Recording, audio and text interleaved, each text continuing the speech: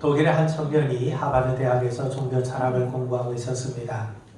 마침 한국 화계사 숭산 스님이 그곳에 와서 특강을 하게 되었는데, 스님은 설법 도중에 눈이 마주친 그 청년에게 이렇게 질문을 했습니다. 당신은 누구인가? 예상치 못한 질문에 청년은 당황한 나머지 아무 대답도 하지 못하고 우물거립니다. 그러자 숭산 스님은 그 청년 보고 걸걸 웃으면서 이렇게 대답을 하더랍니다. 세계 최고의 대학 하버드대 학생이 자기 자신도 모른다는 것이 말이 되는가? 청년은 충격을 받았고 그 한마디 질문은 그의 인생의 전환점을 이루게 됩니다. 이후 청년은 자신의 학문에 정진한 목적이 바로 자기 자신이 누구인가에 대한 해답을 찾는 것임을 자각하게 됩니다. 이후 그 청년은 불교에 입문하게 되었는데 그가 바로 폴 민젠, 즉 현각 스님입니다. 그는 출가해서 1992년에 한국에 오게 됩니다. 이후 자신의 출가 사회를 적은 책을 출간해 대중들에게 알려집니다. 하버드대 출신 외국인이 스님이 되었다는 사실에 사람들이 입에 회자되자 그는 사람들의 인기에 회의를 느끼고 다시 독일로 떠나게 되죠. 몇 년 후에 어떤 기자가 그를 인터뷰했습니다. 당신의 출가한 지 벌써 20년이 되어갑니다. 이제 비로소 참 자신을 찾았습니까? 그러자 그가 대답하기를 지금 마시는 이 커피 향이 참 좋지 않습니까? 하더랍니다. 그야말로 선문답이죠. 이 말은 무슨 말입니까? 나는 아직도 나를 모른다는 겁니다. 지금도 참된 자신을 찾기 위해서 지금도 노력하고 있다는 것이죠. 여러분, 그는 진지하게 삶을 성찰하는 지성인입니다. 그런데 자신이 누구인지 알 수가 없었어요. 왜 그렇습니까? 피조물이기 때문에 그렇습니다. 죄인이기 때문에 그렇습니다. 피조물은 자신이 누구인지 알 수가 없습니다. 죄로 물든 영혼이 자신을 제대로 바라본다는 것은 불가능합니다. 결국 인간 스스로 자신의 참모습을 알 수 없다는 말이죠. 여러분, 우리를 지으신 창조주 하나님 앞에서만 우리는 자신의 진정한 모습을 깨달을 수가 있습니다. 그래서 바울은 오늘 이렇게 우리에게 고백하고 있는데 1절에 보시면 하나님의 뜻으로 말미암아 그리스도 예수의 사도된 바울은 하나님의 뜻으로 인해서 자신이 누구인지 알게 되었다고 합니다. 좀 더 구체적으로 말씀을 드리면 자신을 하나님의 사람으로 예수 그리스도의 사도로 삼아주신 분이 바로 하나님이시요 하나님의 뜻임을 깨닫게 되었다는 거죠. 여러분, 토기장이가 여러 그릇을 만듭니다. 밥그릇도 만들고 국그릇도 만들죠. 그렇다면 그 그릇을 누가 정한 겁니까? 그릇이 스스로 정한 겁니까? 그렇지 않죠. 그릇을 만든 사람입니다. 그러므로 하나님만이 우리가 누구인가를 가장 정확하고 분명하게 깨우쳐 주실 수 있습니다. 그러므로 하나님이 바라보시는 내가 진정한 나의 모습인 겁니다. 하나님이 인정해 주시는 내가 진정한 나의 정체성이 되는 겁니다. 여러분, 우리가 아는 것처럼 바울은요, 히브리인 중에 히브리인이었고 바리새인 중에 바리새인이었습니다. 그는 최고의 율법학자였을 뿐만 아니라 로마의 시민권을 갖고 있었던 사람이었어. 그런데 성경 어디에도 바울이 바리새인인 나 바울은, 율법학자인 나 바울은, 로마 시민권을 갖고 있는 나 바울은 하며 자신을 소개한 적이 없습니다. 그는 언제나 항상 그리스도 예수의 종이요 사도인 나 바울은 하며 하나님이 자신을 부르셨다는 것과 자신이 하나님께 속한 자임을 자랑스럽게 고백하고 있습니다. 왜 그렇습니까? 하나님 안에서 자신의 참모습을 발견했기 때문이죠. 여러분, 지금 바울은 감옥에 갇혀 있어요. 상황이 그리 녹록지 않습니다. 그런데도 바울은 세상의 관점에서 자신을 바라보지 않았습니다. 믿음 안에서, 하나님 안에서 자신을 바라보게 됩니다. 지금의 형편이 어떠하든지 여전히 하나님의 사람이요 예수 그리스도의 사도임을 그는 고백하고 있습니다. 비록 감옥에 갇혀 있어서 자유를 잃어버린 상태이고 사람들의 기억 속에 점차 잊혀져 가고 있고 육체의 가시로 인해서 고통을 당하고 있지만 자신이 하나님께 속한 사람임을 깨닫고 오히려 그는 기뻐하고 찬송하고 있는 겁니다.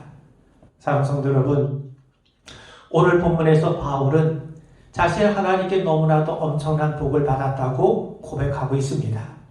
그리고 그 복은 자신뿐만 아니라 모든 성도들에게 주시는 하나님의 복이라고 말씀합니다.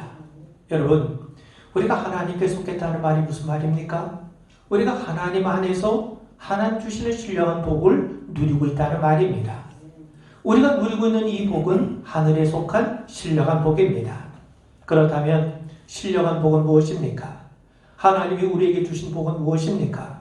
우리가 설날을 맞이해서 우리가 서로 인사할 때마다 복 많이 받으라고 우리가 서로 인사하지 않습니까? 그렇다면 우리가 진정으로 받아야 될 복은 무엇입니까? 오늘 본문에 증거한 것 세 가지를 여러분들과 함께 나누고자 합니다. 3절에 보시면 찬송하리로다 하나님 곧 우리 주 예수 그리스도의 아버지께서 그리스도 안에서 하늘에 속한 모든 신령한 복을 우리에게 주시되 하나님이 예수 그리스도를 통해서 하늘에 속한 신령한 복을 우리에게 주셨어요. 하나님이 주신 이 복은 우리가 기뻐하고 찬송할 만큼 귀하고 엄청난 겁니다. 여러분, 사실 세상의 복도 참 귀하지 않습니까? 우리가 건강하게 살아가는 것, 우리가 자녀가 형통하는 것, 기업이 번성하는 것, 좋은 인간관계를 맺고 사는 것, 여러분 이런 것들 역시 하나님께서 우리에게 주신 복이요 우리를 풍성하게 하는 복입니다. 여러분, 인간을 창조하신 다음에 하나님이 제일 먼저 하신 일이 뭡니까? 복을 주시는 일이었어요. 하나님은 복을 주신 분이세요.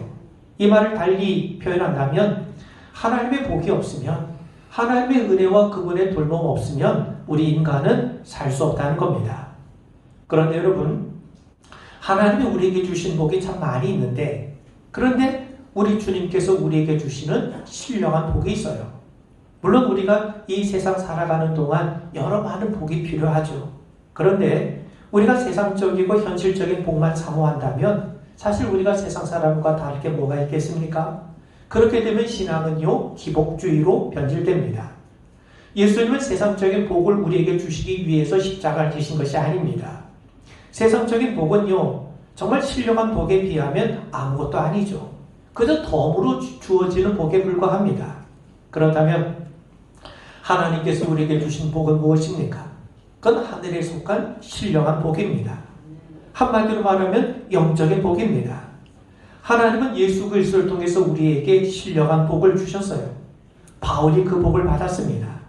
그리고 그 신령한 복은 하나님께서 그리스도를 믿는 모든 성도들에게도 주시는 복이에요. 그 첫 번째가 바로 하나님의 자녀가 되는 복입니다.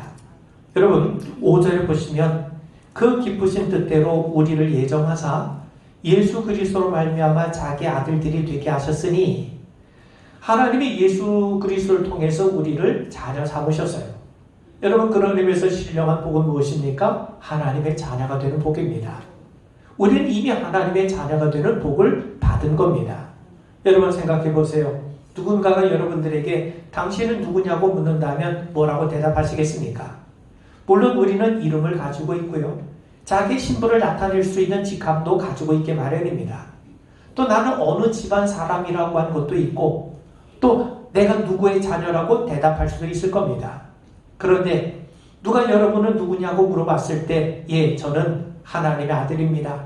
하나님의 딸입니다. 이렇게 말하면 사람들이 어떤 반응을 보일 것 같습니까?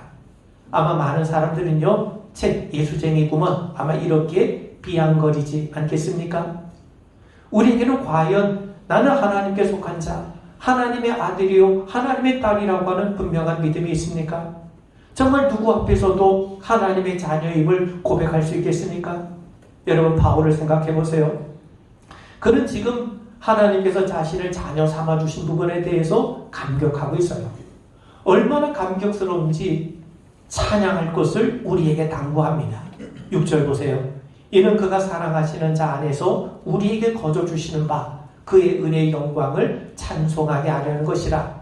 여러분, 하나님께서 우리를 자녀 삼으셨습니다. 5절에 보면 자기의 아들들이 되게 하셨으니, 이 말은 무슨 말입니까? 하나님이 우리를 입양해 주셨다는 말입니다. 바울은요, 당시 로마 사회에서 통용되었던 입양 제도를 통해서 구원을 설명하고 있습니다. 여러분, 구원이라는 게 뭡니까? 하나님께서 우리를 입양해서 자녀 삼아 주신 거예요. 그 말은 결국 하나님이 우리의 아버지가 되어주신다는 말이죠. 아버지는 어떤 존재입니까? 자녀들의 삶을 책임져 줍니다. 그리고 자녀들은 아버지의 모든 권리와 재산을 상속받게 되죠. 그래서 우리가 하나님의 자녀가 된다는 말은 우리가 하나님 나라를 상속받게 된다는 말입니다. 그야말로 하나님 앞에 우리는 하나님의 자녀로서의 엄청난 특권을 받게 된 것이죠. 우리는 예수 그리스도를 통해서 하나님의 자녀가 되는 엄청난 복을 받은 겁니다.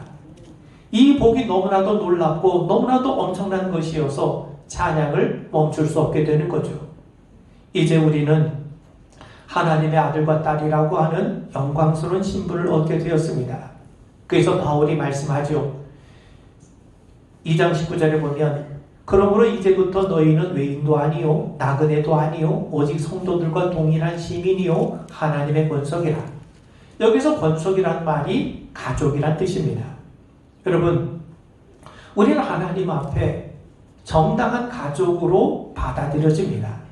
여러분, 우리가 원해서 그렇게 된 겁니까? 아니죠. 하나님께서 우리를 사랑하셨고 하나님께서 우리를 택해 주신 거예요. 하나님의 주권적인 은혜로 이루어진 겁니다.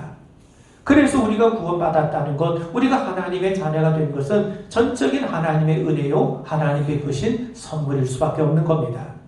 사랑하는 성도 여러분, 하나님은 우리를 고아처럼 내버려 두신 분이 아니세요. 죄의 길에서 방황하다가 사망의 길로 달려가도록 내버려 두신 분이 아니십니다. 그분은 우리를 사랑하세요. 우리 아버지가 되어주시기 위해서 예수 그리스도를 보내주시면서까지 우리를 자녀 삼으신 분입니다. 하나님은 우리를 당신의 가족으로 받아주시는 분이세요. 그러므로 우리가 할 일이 있다면 무엇입니까? 하나님을 아버지로 믿고 하나님 앞에 나아가기만 하면 되는 겁니다. 우리는 하나님의 자녀예요. 우리는 이미 구원을 받은 겁니다. 하나님은 구하기도 전에 우리에게 있어야 할 것을 아세요.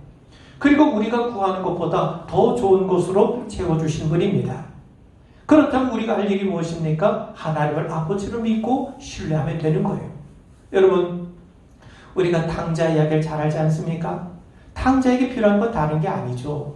그저 아버지하고 아버지 품에 안기면 되는 겁니다. 우리도 마찬가지입니다. 그저 하나님 아버지, 내가 여기 있습니다. 난 정말 많이 힘들었는데 이제 내가 정말 주님의 품에 안기고 싶고 정말 주님의 도움을 받고 싶고 이제 주님의 은혜 가운데 거하고 싶어요 하며 주님께로 나아가기만 하면 되는 거예요. 왜요? 우리가 자녀이기 때문에 그렇습니다.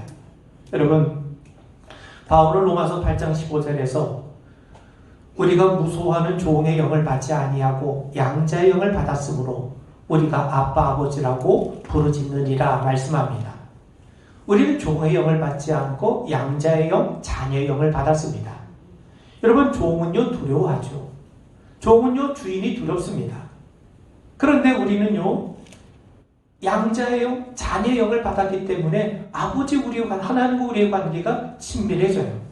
여러분, 그래서 하나님과 우리의 관계는요 주인과 종의 관계가 아니라 실은 아버지와 자녀의 관계입니다.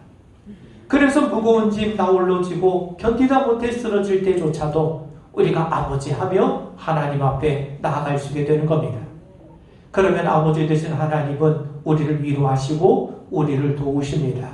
사랑하는 성도 여러분, 하나님께서 우리를 자녀 삼으셨습니다.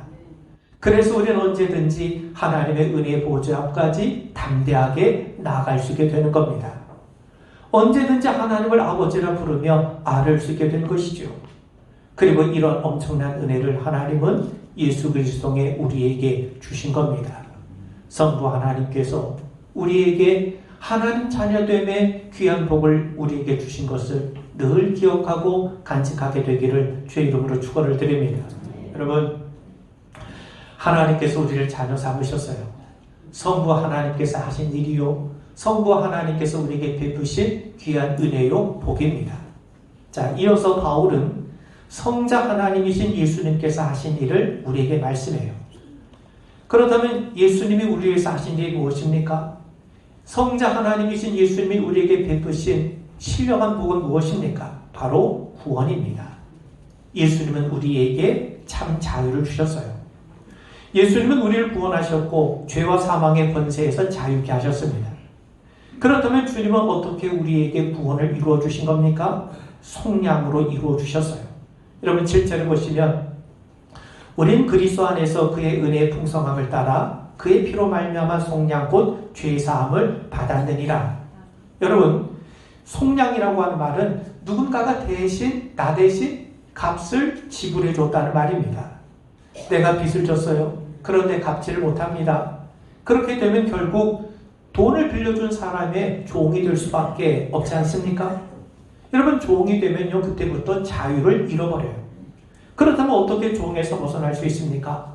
내 스스로 할 수가 없으니 누군가가 나 대신 빚을 갚아주어야죠. 그래야만 내가 종의 속박에서 벗어날 수 있는 것 아닙니까? 이때 누군가가 나를 대신해서 빚을 갚아주는 것, 이게 속량이에요. 누군가 나를 대신 속량해 주었을 때 비로소 나는 자유를 누리게 되는 겁니다. 여러분 당시 로마 사회에서는 속량이라고 한 제도가 있었어요. 돈을 지불하고 종을 풀어주는 제도입니다. 그래서 당시 속량이라고 하는 말은 자유를 의미하고 구원을 의미하고 해방을 의미하는 말이 되었습니다. 빚진 자에게 종에게 가장 큰 소원이 있다면 종의 신분에서 벗어나는 것 아닙니까? 여러분 하나님은 우리가 세상의 종 노릇하길 원치 않으세요. 열왕기하 4장에 보면 이런 이야기가 나옵니다. 엘리사의 제자 중 한 사람이 그만 빚을 지고 죽고 말았어요. 그의 아내와 두 아들은 빚 때문에 종이 될 처지에 놓이게 되었던 겁니다. 그래서 선지자 엘리사를 찾아와서 사정을 아뢰게 되죠. 그러자 엘리사는 이 여인에게 할 수 있는 대로 이웃 사람들에게 그릇을 빌리라고 했습니다. 그리고 여인의 순종에서 이웃들에게 그릇을 빌리게 되죠. 그러자 그 빌린 그릇마다 기름으로 가득 채워지는 기적이 일어났다고 성경은 우리에게 말씀합니다.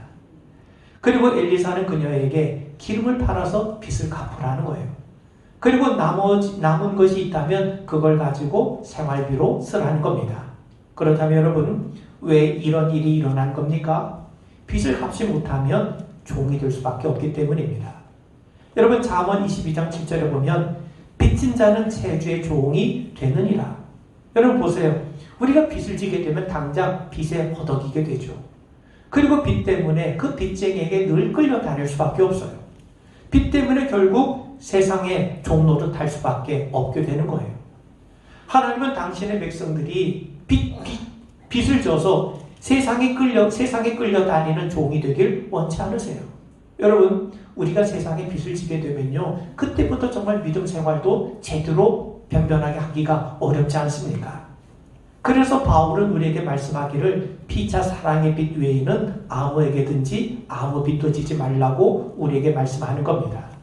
여러분 세상의 빚도 이러한데 영적인 빚은 오죽 더 하겠습니까? 죄 때문에 우리는 계속 사단에 매여 있게 됩니다. 그런데 바울은 우리가 속량 곧 죄 사함을 받았다고 우리에게 담대하게 말씀합니다. 죄 때문에 우리에게 속량이 필요했다는 거죠.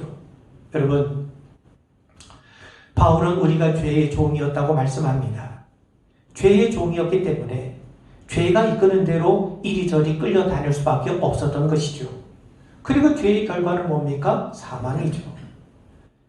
그런데 하나님은 우리가 세상의 종이 되는 것을 원치 않으세요.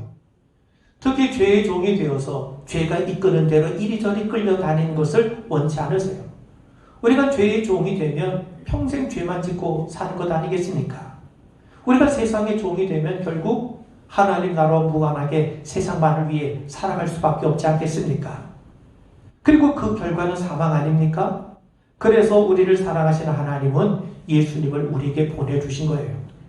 그리고 예수님은 우리를 죄와 사망에서 건지시고자 우리에게 참 자유를 주시고자 친히 십자가를 지신 겁니다. 여러분 우리 주변을 생각해 보세요. 수많은 사람의 뭔가에 사로잡혀 살아갑니다. 중독에 빠진 사람들도 많아요. 요즘 사람들이 과거보다 더 많은 자유를 누리고 사는 것 같지만 더 많은 자유를 잃어버리고 뭔가에 사로잡혀 이리저리 끌려다니고 있는 것이 우리들의 실정입니다. 어떤 사람은 물질에 끌려다니고 어떤 사람은 명예에 끌려다니고 어떤 사람은 쾌락에 끌려다닙니다. 여러분 그뿐만이 아닙니다. 여러분 우리가 그런 것이 아니다 하더라도 우리 주변에 우리를 이리저리 끌고 다니는 것들이 너무너무 많습니다. 하루에도 몇 번씩 스마트폰을 보지 않으면 몸에 경련을 일으키는 사람들이 의외로 많아요. 여러분, 우리의 하루 일과를 살펴보십시오. 스마트폰 알람 소리에 일어나서 눈을 비비고 제일 먼저 뭐 합니까? 문자 메시지를 확인합니다.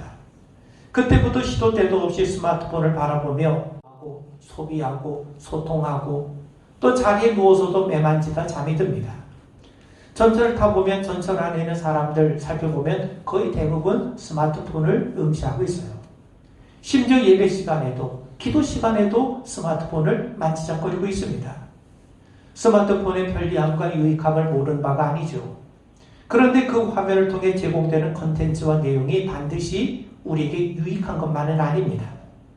자기도 모르는 사이에 불필요한 일에 시간을 낭비하게 되고 무익한 콘텐츠, 악한 콘텐츠에 나도 모르게 중독이 되어가요.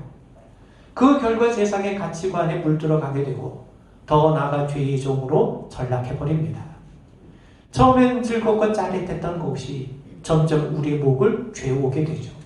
내가 스마트폰을 이용하는 게 아니라 스마트폰이 나를 지배하고 군림하게 됩니다. 여러분, 죄의 양상도 이와 다르지 않습니다. 그렇다면 누가 우리를 죄에서 구원할 수 있습니까? 누가 우리에게 참 자유를 주실 수 있습니까? 예수님이세요. 예수님의 십자가에서 피를 흘려주심으로 우리가 지은 죄의 값을 지불하시고 자유 주셨어요.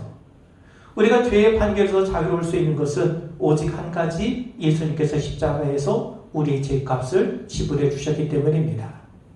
우리의 자유를 위해서 그분은 피 흘려 대가를 지불하셨던 것이죠. 여러분, 예수님 십자가에서 다 이루었다고 말씀하세요. 다 이루었다는 말은요, 다 갚았다는 말입니다. 우리 죄값을 다 주님이 청산하셨다는 말이죠. 그래서 우리는 더 이상 죄의 빚진 자가 아닙니다. 은혜의 빚진 자인 것이죠. 여러분, 당시 로마에서는 종이 물건처럼 사고 팔렸습니다. 종이 팔리면 두 가지가 달라져요. 주인이 달라집니다. 더 이상 옛 주인에게 속하지 않고 새 주인에게 속하게 돼요.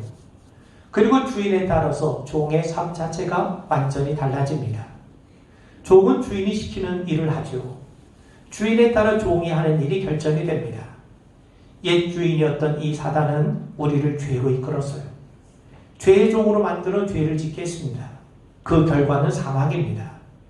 그런데 새 주인이신 예수님은 우리를 자유케 하셨어요. 우리를 더 이상 종이라 여기지 않으시고 친구라 부르십니다. 하나님의 말씀, 진리를 따라 살게 하시죠. 의의 길로 인도하시고 우리 안에 선한 마음을 주셔서 선한 일에 힘써가게 만드십니다. 그 결과 생명인 것이죠. 여러분, 우리는 두 주인을 섬길 수 없습니다. 이제 우린 더 이상 죄의 종이 아닙니다. 주인이 바뀌었습니다. 예수님께서 우리를 다시 사신 거예요. 우리에게 참 자유와 생명을 주시려고 우리를 사신 겁니다. 우리는 그 귀한 자유와 구원을 성자 하나님이신 예수님을 통해 받은 겁니다. 마지막으로요. 사단은 늘 우리가 받은 구원에 대해서 의심하고 회의하게 만들어요. 그래서 바울은 우리가 사단의 대적에 맞서 하나님의 전신갑주를 입으라고 우리에게 말씀합니다. 그런데 그 전신갑주 가운데 우리 머리에 쓰는 게 있는데 그게 바로 구원의 투구입니다. 구원의 투구를 쓰라는 거죠. 여러분, 사단은 우리의 머리를 공격합니다. 구원에 대해서 계속해서 의심하게 만들어요. 그래서 우리는 구원의 투구를 쓰는 겁니다.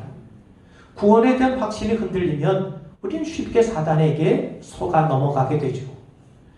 그런데 구원에 대한 지식이 분명하고 확신이 있으면 아무리 사단이 우리를 공격하고 미혹을 해도 우리는 넘어가지 않습니다. 그렇다면 어떻게 우리가 구원을 확신할 수 있는 것입니까? 단지 이성적으로 이해하고 깨닫는다고 구원을 확신할 수 있다는 말입니까? 그렇지 않아요. 구원의 확신은 성령의 역사를 통해 이루어집니다. 바울은 구원에 대한 확증과 확신이 성령을 통해 주어진다고 분명하게 말씀합니다. 성령 하나님께서 주시는 복인 것이죠. 여러분, 성령 하나님께서 우리에게 어떤 복을 주십니까? 구원의 확실한 보증을 우리에게 허락해 주세요. 구원을 분명하게 확신하게 합니다. 이게 성령께서 우리에게 주시는 신령한 복이에요. 13절에 보면 그 안에서 너희도 진리의 말씀 곧 너희의 구원의 복음을 듣고 그 안에서 믿어 약속의 성령으로 인치심을 받았으니, 여기 보면 성령으로 인치심을 받았다는 말이 나오는데 인치신다는 말은요, 도장을 찍는 행위예요. 당시 사회에서 진품을 증명하거나 자기 소유를 나타낼 때 도장을 찍죠. 도장이 찍힌 계약서나 문서는 효력이 있지만 도장이 찍혀 있지 않는 문서는 효력이 없습니다. 가축이나 심지어는 종들에게까지 누구의 소유인지를 분명하게 하기 위해서 도장을 사용했습니다. 바울은 이런 배경을 가지고 성령의 사역에 대해 말씀하고 있습니다. 우리가 하나님의 사람, 하나님께 속한 사람임을 확실하게 드러내게 하기 위해서 하나님께서 인감 도장을 찍으셨는데 이게 바로 성령으로 우리 안에 인을 치신다는 말입니다. 하나님의 인이 찍혀있는 사람이 진짜 구원받는 성도요, 하나님의 사람이에요. 좀 더 구체적으로 말씀을 드리면 성령이 내주에 있는 사람이 진짜 하나님의 사람입니다. 로마서 8장 9절에 보면 누구든지 그리스도의 영이 없으면 그리스도의 사람이 아니라 라고 말씀했죠. 여러분, 그리스도의 영, 성령이 임한 자가 그리스도의 사람입니다. 우리가 아는 것처럼 니고데모는 명망도 있고 도덕적인 사람 아닙니까? 율법에 통달한 사람 아니었습니까? 그런데 예수님은 그에게 물과 성령으로 거듭나라고 말씀하세요. 그렇지 않으면 하나님 나라에 들어갈 수 없다고 말씀합니다. 왜 그렇습니까? 성령으로 인치심을 받지 않았기 때문이죠. 성령님이 그 안에 계시지 않기 때문이죠. 여러분, 우리가 어떻게 죄 용서받았음을 확신할 수 있습니까? 어떻게 우리가 하나님의 자녀임을 확신할 수 있습니까? 우리가 의지적으로 감정적으로 확신한다고 되는 것이 아닙니다. 구원의 확신은 내 안에 성령님께서 증언해 주세요. 로마서 8장 16절에 보면 성령이 친히 우리의 영과 더불어 우리가 하나님의 자녀인 것을 증언하시나니, 여러분, 하나님의 성령을 통해 우리가 하나님의 자녀이고 우리가 하나님께 속한 구원받은 백성임을 보증해 주셨어요. 14절을 보시면 이는 우리 기업의 보증이 되사 그 얻으신 것을 속량하시고 그 영광을 찬송하게 하려 하심이라. 우리가 하나님의 기업이 되었음을 성령이 보증하십니다. 여러분, 보증이란 말이 뭡니까? 물건을 소유하기 위해서 미리 지불하는 대금의 일부를 말하죠. 계약금, 보증금, 담보물, 그런 걸 말하는 것 아닙니까? 보증금을 내면 해당 물건을 자기 것으로 미리 확보해 둘 수가 있어요. 바울은 이 단어를 가지고 성령의 사역에 대해서 설명하고 있는 겁니다. 우리가 하나님의 자녀, 하나님의 소유라는 것에 대해서 성령님이 확실하게 친히 보증해 주세요. 여러분, 이것보다 확실한 보증이 어디 있습니까? 여러분, 성령께서 친히 보증해 주셨으니 우리는 진짜 하나님의 자녀인 것이 분명합니다. 성령이 우리 안에 내주하셔서 구원을 보증해 주시기 때문에 우리의 구원이 확실한 겁니다. 성령은 믿음의 길을 걷는 우리를 기뻐하시고 또 우리가 죄를 지으면 탄식하며 돌이키게 하세요. 그리고 하나님 나라에 이르기까지 우리를 인도하시고 확실한 보증이 되어주십니다. 성령님이 보증을 서주시니 우리는 진짜 하나님의 자녀인 겁니다. 그렇다면 여러분, 왜 성령께서 보증하십니까? 우리가 하나님의 자녀가 되면 막대한 권한이 상속이 되죠. 그래서 양자를 세울 때는요, 반드시 증인을 세우게 되어 있습니다. 우리는 하나님 나라의 상속자입니다. 로마서 8장 17절에 증거하는 것처럼 자녀이면 또한 상속자, 곧 하나님의 상속자요, 그리스도와 함께한 상속자니 우린 그리스도와 더불어 공동 상속자입니다. 그리스도께서 누리시는 영광을 우리도 함께 누리게 된다는 거죠. 이 얼마나 엄청난 특권입니까? 이런 엄청난 특권을 감히 누가 보증을 설 수 있단 말입니까? 사람이 설 수 있겠습니까? 아니면 천사가 설 수 있겠습니까?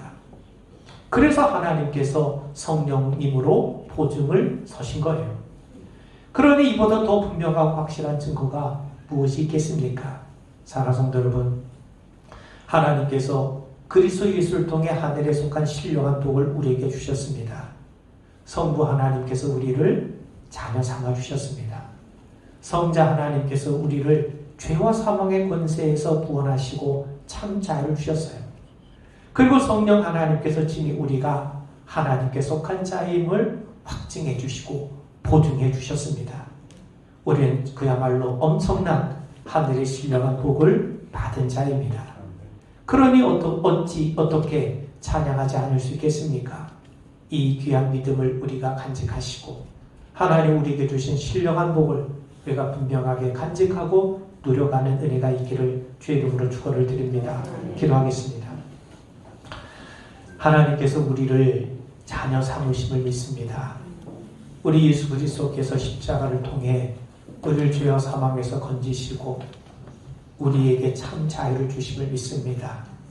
또 성령께서 우리의 구원을 보증하시고 우리가 하나님 앞에 서는 그 순간에 이르기까지 날마다 우리와 동행하심을 믿습니다. 우리가 하늘에 속한 참으로 놀라운 엄청난 신령한 복을 받은 것을 기억하며 늘 주님 앞에 찬양하며 기뻐하며 나아가는 믿음의 성도 되게 하옵소서. 예수님으로 받들어 간절히 기도하옵나이다. 아멘.